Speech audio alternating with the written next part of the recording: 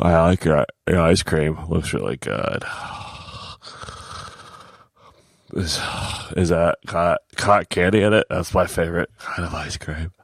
It's cotton candy ice cream. It's I like blue as my favorite food.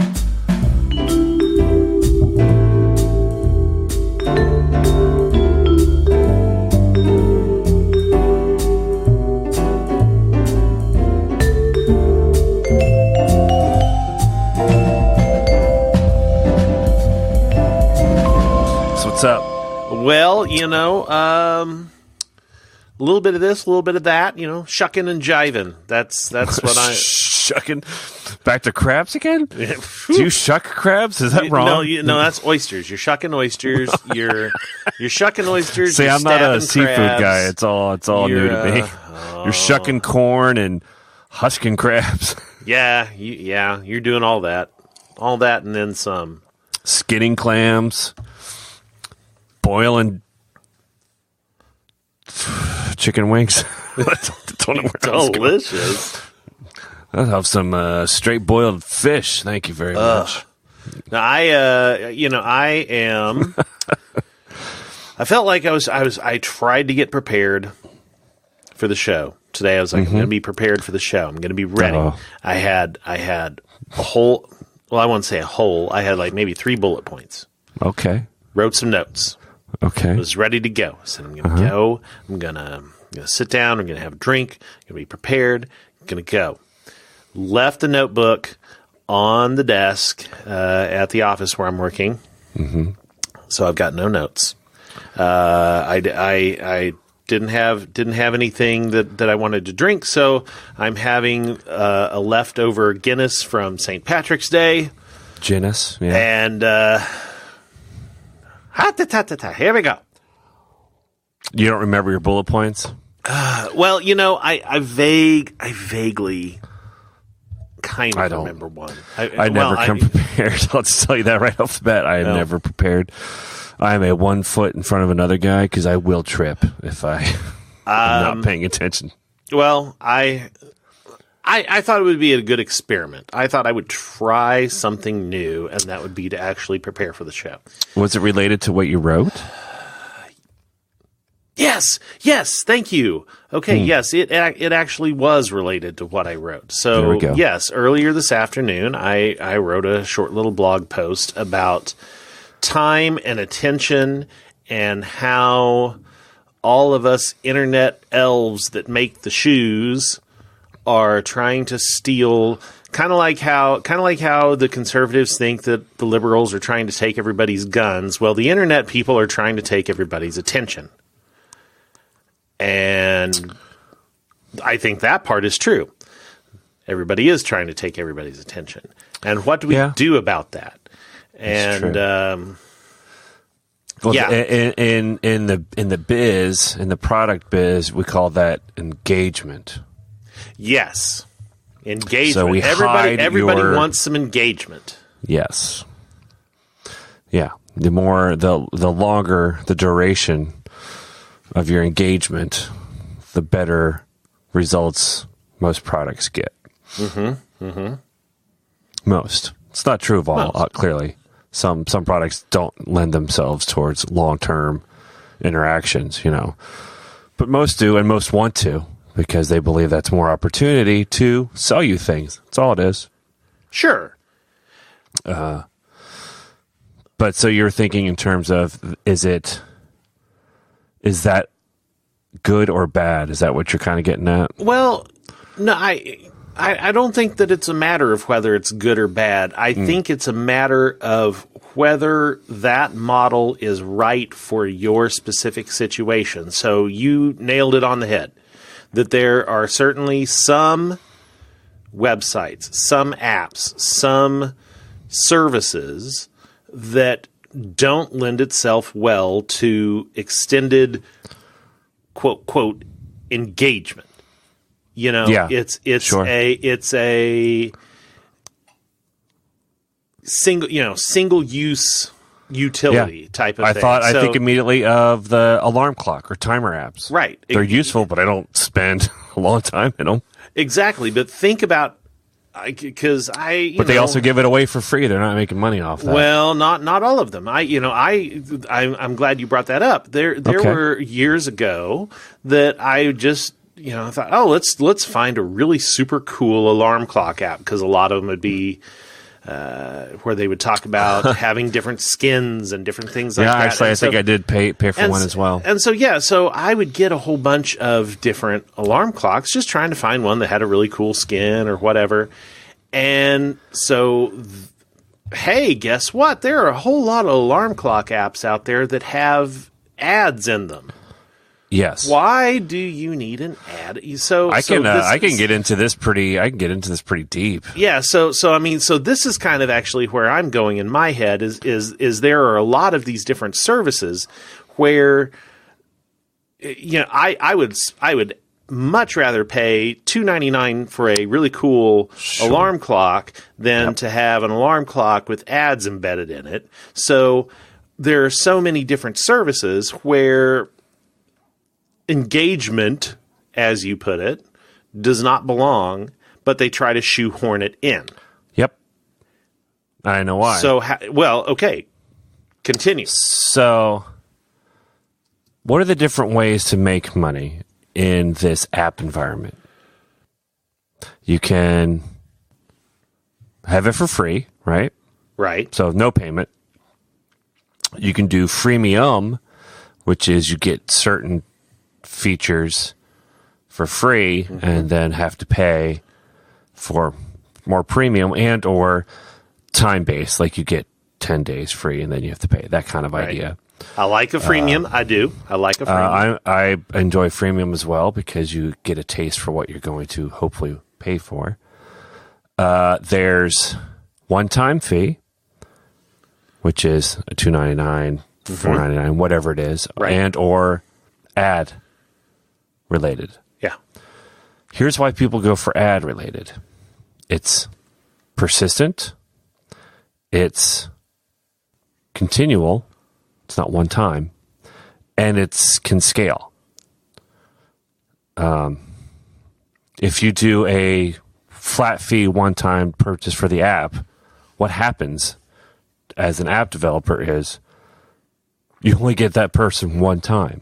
So the only other way to get them continually is in-app purchases. Sure. That's really hard to do if it's not a game. Or continually have to keep making apps that you get people to pay for, which is really hard because that takes a lot of time. Yeah. So this is why most app companies go for ads or freemium. If you don't have a lot of features, freemium doesn't make sense, because what are you going to offer to someone in a timer app when all it is a timer app? Mm-hmm. True. And if you're charging a one-time fee, it's unlikely that you're probably going to get them to pay again for something else later. You're certainly not going to do a subscription or a membership fee. That's another way you can go. Right. Because that doesn't make sense. So you do ads. It's the only way you can make the app and keep making money off of it. Agreed. So that's what most people go through when they're creating an app, in terms of how can we get paid for this. See, now if I were gonna make an app, I would come up with a grandiose idea for an app that might be a one-time use or a one-time fee, perhaps freemium. But then I would do something like a timer app. Again, give it a one-time fee, a low one-time fee, knowing that there's only so many purchases I'm going to get, and that bankrolls the other. That would be a smart thing to do. That's what development companies do. Right. Because hopefully they have the capacity, but as often as just think about how much it costs probably to design anything, and then to build it and to launch it. You have to get quite a few downloads to recoup and to make money off of that, to then jump in and do it all over again. That is very true. So you have to hope you make a really good app that hopefully gets featured in the App Store, that a lot of people like and are willing to pay for it. And my stats, or the data that I did back when we were doing Chore Monster, was that of the apps that are available for purchase, less than 10% of people pay for apps.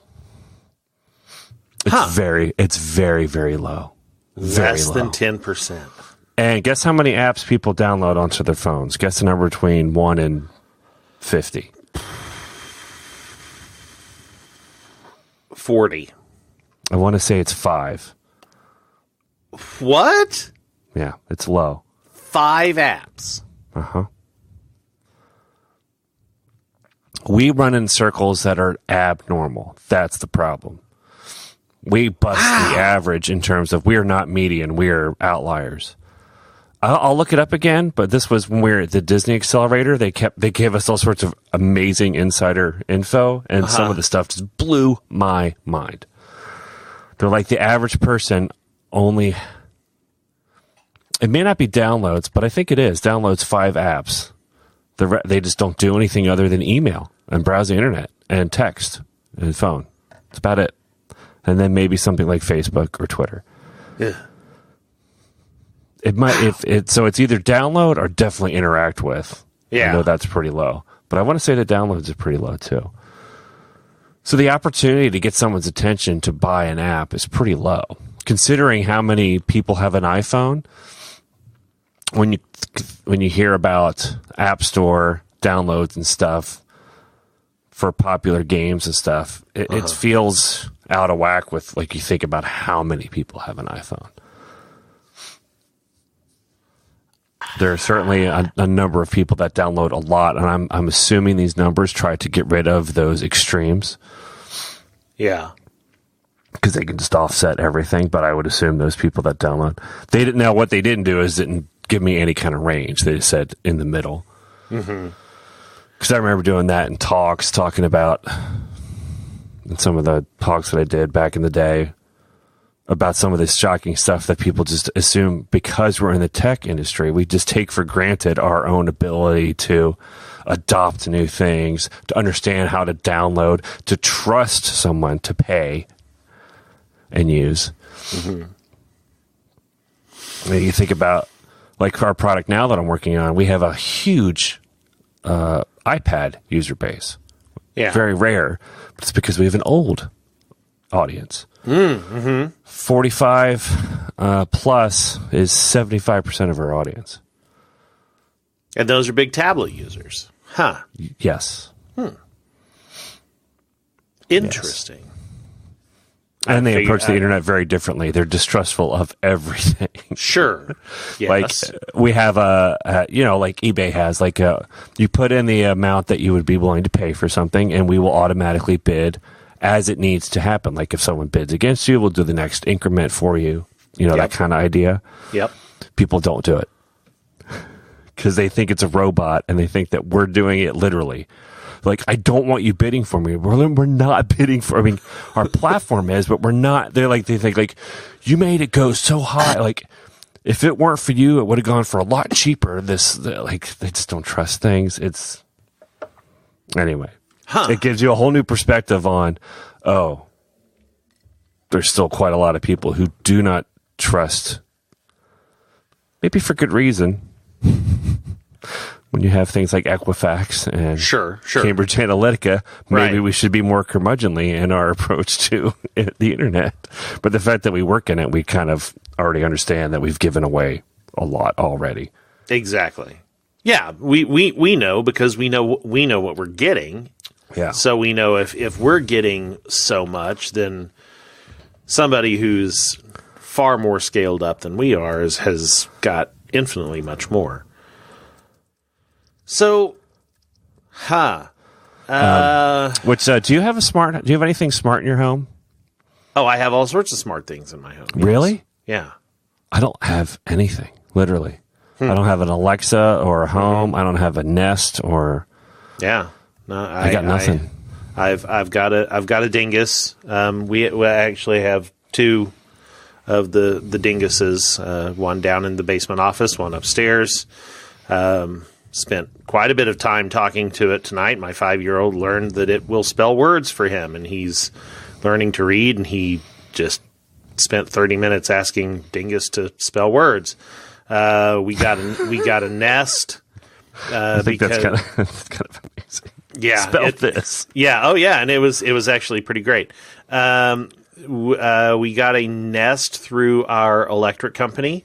They ran a special where they gave us a free one in exchange for being able to override it in the summer during peak energy usage. It makes a ton of sense because they could probably monitor energy usage so much better. Yes. Yeah, so, that's smart. I wish our area did that, but we live in Trump country, so that's So we did that. So I got a free Nest out of that, and and it actually worked really, really well. I know that there was definitely one day during the summer when we were home that we got a notification that they did an override, which we can then go back and override again. But you still have control over it. Yeah. It's not like they've locked us out and they're like, you're just gonna sweat. I wonder how you would think like a power company in California or something would do that in terms of being able to control their brownouts they have and energy consumption. Based on because when we signed up for it, we had to do the actual sign up at Nest, not through the power company. So it seems like it they seems literally like just provided it for you. Yeah, it seems like they would be doing a lot more of that across the country than. I don't know. I would think the biggest energy consumers though were corporations and giant office buildings, which I don't. Does a Nest work in those kind of environments? I think it could. You would have to have a whole lot of them and set them up into. Do they? Zones do they interlink in any way? They can. Yes. Yeah, but I don't know how many of them. I think there has to be somewhat of a limit as to how many of them would interlink. But that would be my assumption is that there has to be some sort of an industrial grade Nest competitor somewhere. That reminds me of a podcast I listened to. It's called 99% Invisible. Right. And they did something on air conditioning about the birth of it. And how it has literally changed Americans' internal climate, like your internal ability to cope with weather. Air conditioners have changed all Americans to be just unable to cope with warm weather. Yeah. And if you go to like a foreign country, I think they're talking about India maybe, how they use this really ancient method of cooling, which is basically like you dig a well in the middle of a room. Mm-hmm. Swamp cooling. Sort of. They call it something different because they're in India. But basically, like it cools an entire room and like a lot of stone and clay, which is, good at insulating and retaining coolness and heat when it needs to make sense. But like they're like, if modern...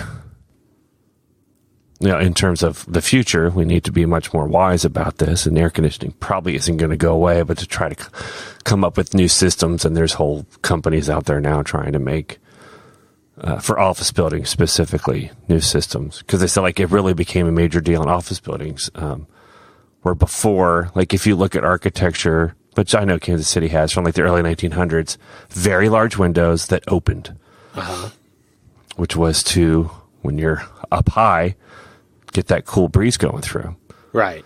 Otherwise, it would be stifling. But now we've gone to, small windows, all enclosed, blowing massive amounts of air down. I believe air conditioners are up high. Mostly. Yeah. Well, But anyway, it was just fascinating in terms of like, I wonder how a smart system and some more innovative ways to cool our very climate sensitive bodies. Yeah. Well, I remember when I was in Pittsburgh giving a talk there, we went and, toured around, and there was one building that they pointed out on a boat tour, which had this gigantic hole right in the middle of it. So it was it was like a Twin Towers type of office building. It wasn't super tall. I mean, it was a turn of the century building. So it had a base. So the whole thing was basically built like a big O. So, it had twin towers, but then they closed up at the top and, kind of closed all the way across. And so, and they said, yeah, definitely that hole was a way to catch the wind and, and disperse it into the areas and to climate cooler, because it was shady, because it was shaded by the top. And interesting. Yeah, but we built tall, and there's no shade that way. No, except they said that old office buildings were built as squares, or like you said, like they had a middle area to help. Yeah, interesting. The worst air conditioning that you never ever want is just plain old water cooling. There was that's like Arizona or something. Oh, geez, there was kind of like misty things or whatever they would do. Sort of. I have never heard of a cooling system like this before, and definitely have not ever since. But there was a apartment I lived in when I was in college, and the entire thing was built out of cinder blocks, and it didn't have air conditioning per se, but it had this water cooling system where there were these pipes that would run. They were common to all of the units along a certain wall of and this whole thing was built in a square too, and they were all along this thing, and so. Water would pump and it would basically, kind of just suck the heat out of the room, and a fan would blow over the wet pipe. And so it was always humid. Oh, yeah. It was yeah. It was, oh my gosh. And the worst part of it was that my unit was on the end of the water circuit, and there was a clog. Ugh. And so every other, and so what happened is every other single unit along my side of the wall was super cold, and then mine was just a swamp. And oh, geez, and it took an entire summer for them to figure it out, and they had to tear the ceiling out above my bathtub, and then there was just black shit water that came out when it was shit water. It was fun. Swampy Swamperson's air conditioning unit. It was yuck. Filthy McNasty's ass water. Filthy McNasty's ass water comfort pipe. Well, I lived with the. This is going to sound weird. I lived with the Amish during the summer, and I don't know how I survived. Huh? Like, obviously, they don't use minor conveniences, and it was in Pennsylvania and Ohio. Oddly enough, that does not sound that strange.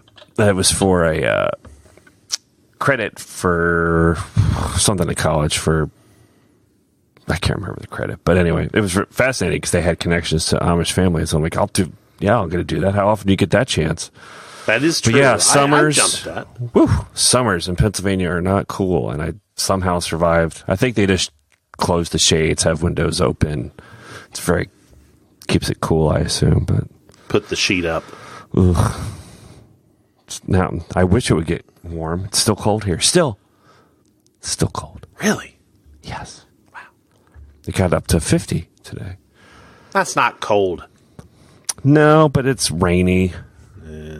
So, it's a mixed bag of, oh, great, it got a little warmer, but now it's raining and shit out. Mm-hmm. Stupid everything. Everything's stupid. Now it's complaint central. Everything's dumb. I hate everything. Complaint central. I have hemorrhoids. My nose is constantly clogged. I have to start trimming my nose hair. Start? You got to start? Well, I forget to do it sometimes. I used to pluck, and that hurts a lot. And then I found that I had an adapter on my beard trimmer. Yeah. And there you go. There you go. Plug tree, tramming Stick that up that nose. Tearing up in the morning. It's great. We just made everyone disgusted. I did. Yep. Not you. You had nothing to do with it. It's all my fault. I'll take it. I think it's just because I had to work in this thing called HubSpot today, and it makes me bitchy and mean. So that makes you talk about blood shits and hammer. That feels like a Bush song. Blood shits? Yeah. Blood shits. That sounds like a Creed. Hemorrhoids. It sounds like something that people who like Creed get. Oh, I love Creed. Oh, I bet you shit blood, don't you? Shits. Do you have a guitar? Sure. Did you just get a guitar? Even flow, maybe about blood shit.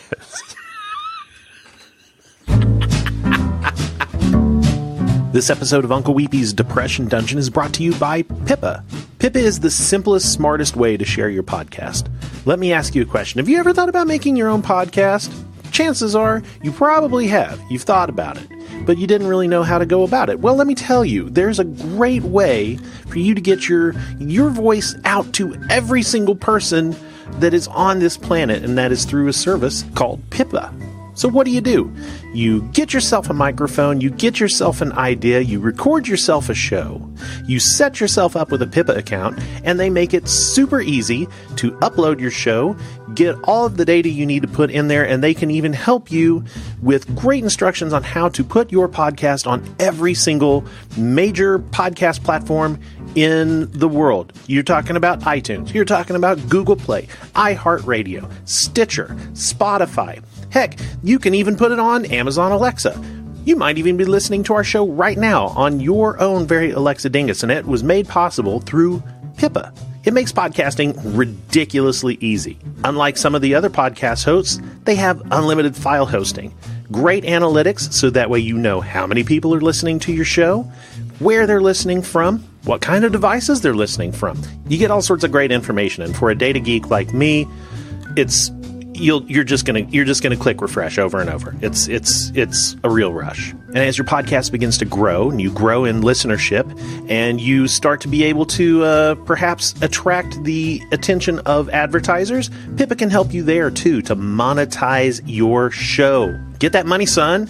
Now you may be thinking to yourself, Jeremy, this all sounds great, but there are so many things about setting up a podcast that I just either don't know how to do or don't have time to do.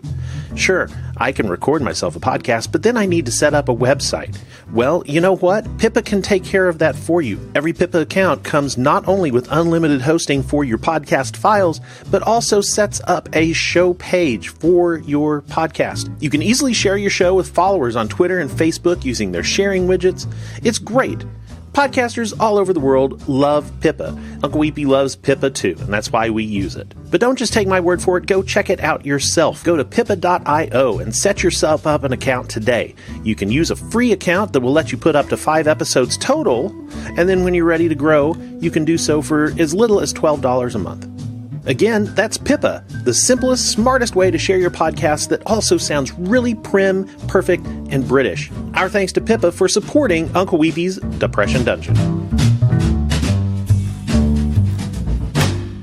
So, do you have a media corner? Well, Media I watched corner. Media Corner. I did watch a new Netflix documentary series called Wild Wild Country. And it is about the religious, I don't want to say cult, but it kind of is a cult, the Rajneesh. They were a 80s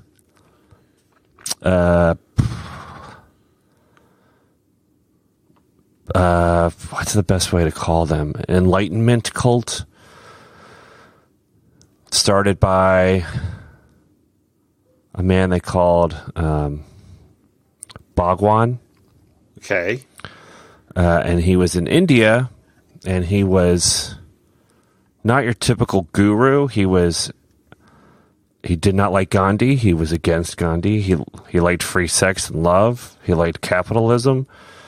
He did not like socialism. He's like a sexy Gandhi. So, yeah, he had like a long beard and everything, and his followers all wore like orange and red and maroon all together at once, which was very hard to look at. And he left India and took over a whole town in Oregon, a very small town in Oregon. It's like he and his followers found this area, came in, built this entire compound with an airfield and hotels and homes, and this small town in Oregon hated them being there. One, because they were small, like 40 people in the town, and these very crazily dressed, I would assume pretty wealthy white people, and that are all very hippie-like. This was in the early 80s, were like coming and taking over their town, and these are country folk in Oregon, like get the hell out of here, Yeah. And then it turns really dark and flips really crazy. Like this leader takes a vow of silence and has this woman who is his like mouthpiece, and they get militant against the people in the town in a way. Mm-hmm. It's interesting. Involves plots to kill people, some poisoning, voters, hacking, and by busing homeless people in from all over the country to live on their compound to then vote so that they can take over the entire county. It's crazy. It's good. Wow. It's pretty good. So I continuing my Harmontown kick, decided last night at 11:30 p.m. to rent and watch the documentary. Oh yeah, it's good. It is very good. It left me feeling very sad. Yes, it should. Like really sad. That was 3 years ago, I think. Yeah, somewhere around there. Yeah, yeah, I saw that. Sad for him. Sad for Dan. him. Sad for Dan Dan. Has some problems. Well, the girl that he's in, they got married and divorced. Yes, within a couple months. I do know that. Yeah. It did not leave me feeling good. Did not leave me feeling good. It did not leave me feeling worse about Dan. It just left me feeling sorry for Dan. Yeah, I think a lot of things changed. This was before Rick and Morty. Yeah. It was post-Community, so I think he was just... Yeah, but you know what? I got a feeling that a whole lot hasn't changed for him. No. He still has a drinking problem. I think he's with a girlfriend that he likes a lot. I mean, he likes a lot more. That sounds terrible. But it seems to be a better relationship. It's not them fighting all the time, which is what it was before. Yeah. Yeah, but honestly, aren't most of us as creatives constantly struggling with something? I mean, that's basically all he is he's struggling, therefore he drinks a lot. Yeah. Or loses control, because I think he believes that's a elixir for creativity, or at least to keep away the very down times, because he clearly has depression. I think he knows that, but yeah, I know he sees a therapist now as well, which is helpful. I don't think he probably did that when the documentary was filmed. Right. But yeah, it's an interesting look inside of a very twisted brain. Yeah. It definitely was. It definitely was. If it weren't for the fact that there'd be no way in hell that we could probably ever get him on the show, I would love to have him on the show. Yeah. Because he would be perfect. He would just be perfect for the show. Yeah. Yeah. He's the kind of creative that postpones the work till the very last minute. And beyond. Yeah. It's often like... And I know a lot of people like that. Yeah. And I assume it's the pressure to create rather than... I get it. Because, think about when you have too much time with something, you start to tinker with it and not leave it alone. That is true. When you don't give yourself time and you have to do it quickly, you don't have time to overthink something. And I assume that's what at least that's what I can sometimes do, is like wait till the last minute because I'm not thinking, I'm just doing. Yeah. I'm bypassing my over processing or second guessing or insane tinkering because I'm bored with what I've done already and just going with it. Yeah. Yeah. No, I definitely do that too. Absolutely. I think anyone in the creative field does that. Yeah. Maybe not. I know I've heard of plenty of writers who, they do it practice every day, write every day. But that's not the same as a deadline for something. No. I think, because that type of thing, and I've heard it called so many different things. Some people call it morning pages, different, those are meant to be, for the most part, done and then just left. Yeah. And it's just the practice of writing, regardless. Right. If it's just good. It's just making the keyboard click. Yeah. If something great comes out of it, great. Maybe you can go back and revise and edit and add a little bit of meat to the bones and turn it into something. But 90% of the time, I'm going to guess that just doesn't turn into anything. And well, when you think about it, when you're writing something too, in terms of like if it's editorial or opinion or novel, you have an editor. It goes back and forth. Mm-hmm. It gets polished and cleaned up and double checked and researched, which isn't always true of other creative fields. Your output is what people see a lot of times. It's not a demo, if you will. A lot of times it depends on where you work, clearly. Where I work and other people work, it's like you do something, maybe it's wireframe, maybe it's really conceptual. It gets knocked around by either other designers or people with input or who are working on it to give some pushback, all that kind of stuff. But often there isn't that either. It's just, this is up to me and I have to show it to someone and I have to decide whether I think this is good enough. Yeah. Yeah. Yeah, I think definitely in the case of writing, I mean, because there's no way for it to kind of go into those formative stages before it hits somebody. When writing gets into somebody's hands, it has to be readable, whereas a wireframe can be just a conceptual thing. So I mean, there's always a modicum of completion. Yeah, when you get to something like that. So, yeah, you're exactly right. Also, in my media corner, stumbled across this one because the DVR when I recorded Walking Dead, which yes, I'm still watching it. Oh my God, what is wrong with you? It smashed it all together and recorded it all as one 2-hour chunk. But right after Walking Dead, they premiered a mini-series called The Terror. Have you heard anything about this? No. Okay. I have not.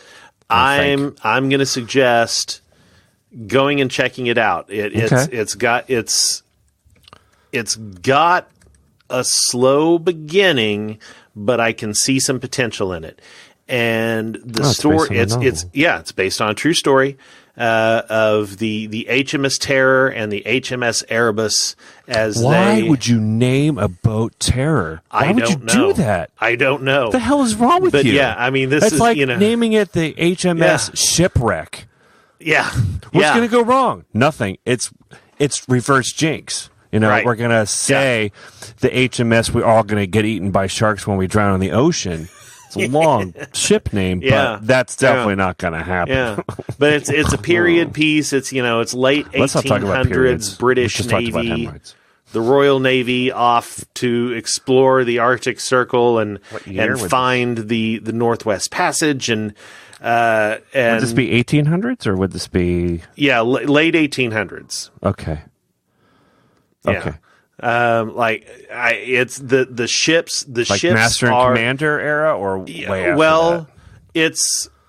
It's Master and Commander era ships that have been retrofitted to have steam engines in them. Oh, I thought you were going to say to have lasers. I'm like, damn, no, like Star Blazers. It's these big tall mast ships, but they've got the Royal Navy has put icebreaker metal cladding on the front and has put some sort of they in the thing they were it's full speed ahead, we're going 2 knots, so not exactly real real powerful steam engines, but it is powered on more than just the wind. It's interesting. It starts out slow. And it's a mini series, say, so it's limited. Yes, I've read that it's going to be a 10-hour miniseries, so 10 episodes. Oh, nice. It's got some promise. So my pick of the week is The Terror. Okay. On AMC. Did you ever watch, by the way, another AMC show? Did you ever watch *Halt and Catch Fire*? I started watching it. Good God, it's good. I'm telling you what. Yeah? I'm already watching it the second time with my wife. Really? Like, I only recently watched it and binged it, and I'm watching it again. I caught the pilot. It might start. Yeah, that's not the. It's worth watching. It really is. Okay. It really, really, really is. Okay. It's one of these shows where I'm like, I don't know why people. Did you ever see Friday Night Lights? Yes. Did you like Friday Night Lights? Or did you not get all the way through it? I did. Oh, I certainly did not get all. It just hit too close to home. Oh, it was. Wait, I guess grew up Oklahoma. I grew up in a town like that, and sure. I just mean in terms like it's a has a premise that is barely about that. Like, it's really about people and relationships, even though it's centered around. But there's some really good technology stuff that happens. Anyway, I highly recommend that too. As another AMC show that is all on Netflix, actually. The Terror, I am writing it down. The Terror, yes. So it's not like Star Blazers. I don't get my... Nope, not like Star Blazers. Although, did you watch Star Blazers as a kid? Yes, God, thank you. Yes, I as a never kid. meet anyone who did. I'm like, don't you remember the song? And it was all...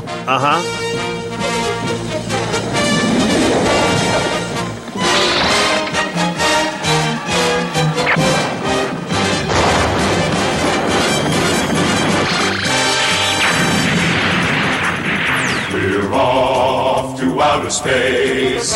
We're leaving Mother Earth to save the human race. Star Blazers. How old was I? I was like 5, 6. Yeah, I was pretty young. But it was on a UHF station. Yes. Overdubbed. So it was always Speed Racer that went into Star Blazers. Yep. And then after Star Blazers, after they, I guess, had played all the Star Blazers that there were. Yeah, I don't think there were that many. Yeah, there weren't a ton. After they kind of blew their load on that, they went to Battle of the Planets. What was the one that there was people that there was like this robot in a building that was underwater, and these kids that looked like they had Falcon helmets? Yeah, that's Battle of the Planets. Is that what that was called? Well, I'm pretty sure it was called is. Something else. Well, it's also called I think Gatchaman. I've got a friend that knows, and he's probably going to listen. And Battle of the Planets. Yeah, they've got little Falcon. Yeah, the Battle of the Planets show. They've got the little Falcon helmets. Yes, it was called Gatchaman. It's like had a girl. Oh, it is called Battle of the Planets.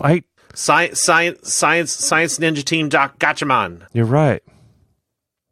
I really never remember the name. Like, I remember I don't remember the underwater robot. What's that? No, like, he was like, there was this robot guy, and he was the narrator, and he was like in this building that was underwater. Unless I am conflating. Oh, wait, what was it? 7 Zark 7? Could have been. Yeah, Alan Young. That was his voice. Yeah. There you go. I remember stupid shit like that. Like the other day, I remembered that I used to buy my Pro-Ked sneakers by going to some random woman's home into her basement. Yeah, I saw that. What the hell was that about? I don't know. I'm just like, oh yeah, we'd go to this woman's house, and she let us in, and we'd go to her basement, and it was stock full of shoe boxes. And I just remember it was like a linoleum floor. Uh-huh. She had the beams and posts had this wood around it. Like, I just remember being this weird, really super thick grained, thin but deep, I guess I would say, grained wood God, I remember weird, stupid details. And I would get my Pro-Keds there. What the hell?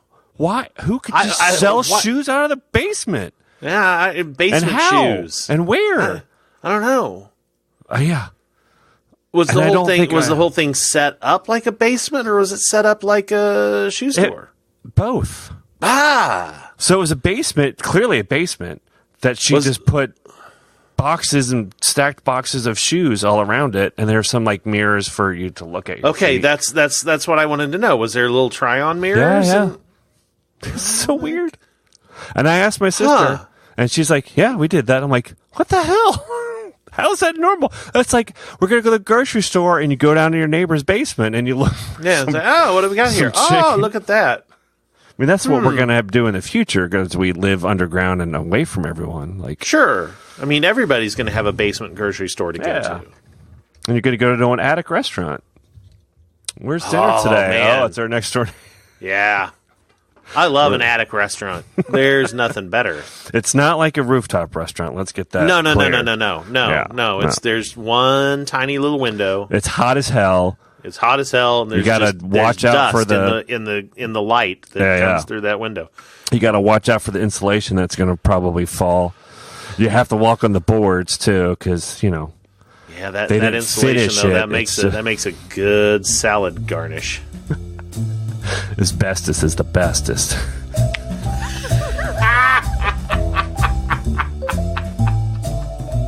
That's so stupid. And marker.